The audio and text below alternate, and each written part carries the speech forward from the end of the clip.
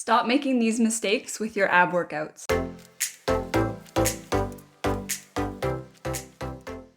Hi everyone, welcome back to my channel. My name's Nicole and this channel is all about health, wellness, and designing your dream life. In today's video, I'm going to be talking about the top mistakes that you're making with your ab workout routines. Now these are the mistakes that I see people making all of the time. I see them in the physio clinic, I see them at the gym, I see them on YouTube videos, and these are the main things that if you fix them, it's really going to help you improve your core strength overall and you'll have a better workout. Okay, so I've got 7 tips on this list. Let's dive right in. Okay, so the first one is that you're not properly engaging your core. So how I see this showing up most often in workouts is you're arching your back when you're trying to do a core exercise. So what we really want to be doing is thinking about pressing our spine into the floor or rotating our hips forward so that our back is nice and flat. So when you're on the floor and you're doing exercises lying down, you want to think about pressing your lower back into the floor or into the mat. Another really good cue is thinking about pulling your belly button towards your spine. That'll help turn on all of the muscles that make up your core. In standing or sitting exercises, that means tucking your pelvis inward. So thinking about bringing your hips and your ribs together. So no matter what exercise you're doing, you want to be thinking about engaging your core and not just focusing on doing dedicated core exercises. Every exercise that you do starts with a braced core. So the next tip that I have is that you're not doing the right number of sets and reps for your exercise. So your core muscles are anti-gravity muscles. That means when we're sitting or standing, they're what keep us upright. And what that means is that they're turned on for the majority of the day. So unless you're lying down, you're using your core to keep yourself upright.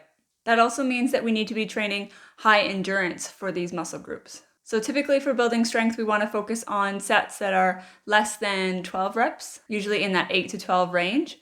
But for something that's a postural muscle like your core, we want to aim for a little bit higher. So going from 8 to 12 up all the way up to 30 reps. So basically for this, we want to be doing lower weight, less load, and higher reps. So that's how we want to be training if we are focused on building a strong core for function and practicality. So eliminating pain and just having a good strong core to begin with.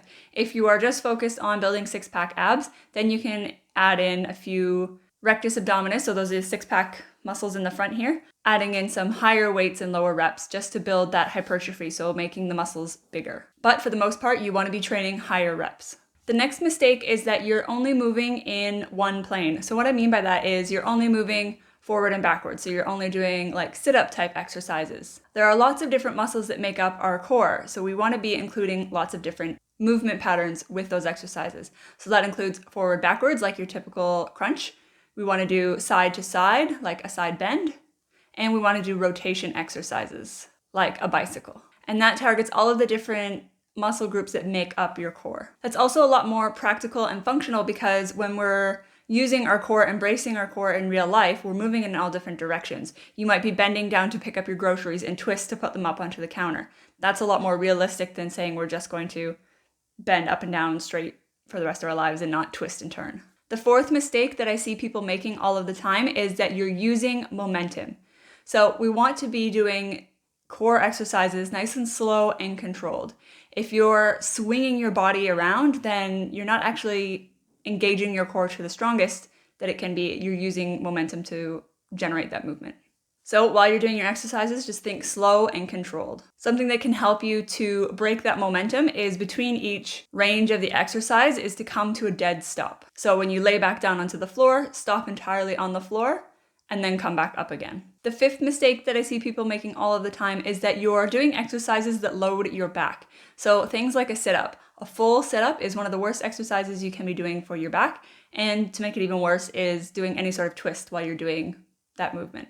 So when you're in that sort of V-sit position, that puts a lot of load and a lot of stress on your back. So if you're somebody who doesn't have the greatest back, then you want to try to avoid doing these exercises. So something like a crunch is much better on your back than a full sit-up. The sixth mistake is that you're trying to work your way to six-pack abs. So you might have heard this one before, but abs are built in the gym, but they're revealed in the kitchen. That means you can develop your strength like you would any other muscle, but if you have layers of fat over top of your abs, you're not going to be able to see them. So you might have abs, but if you have fat, you can't see them. So we need to be altering our diet to help us lose weight in that area. And another important point here is that you can't spot reduce. So by doing ab exercises, that doesn't mean you're going to lose fat around your midsection. You can't pick and choose where you lose fat. So yes, we want to be doing ab exercises in the gym or at home in your home gym, but you also need to be focusing on your nutrition if you want to have those abs be revealed. So the final mistake that I see people making is that you're focusing on dedicated core workouts instead of engaging your core in everything else that you're doing. So all of the other exercises that you would have on your upper body day or your lower body day, even during cardio, you want to be bracing your core and focusing on engaging those muscles as well, especially with your heavy lifts like your squats and your deadlifts. You can still have a dedicated core day, but you're going to get more bang for your buck by just engaging your core properly during every other exercise that you're doing. Okay, well, I hope you found this video helpful. If you liked it, hit that subscribe button down below. I'm uploading 3 new videos every single week. Thanks so much for watching, and I'll see you in the next one. Bye!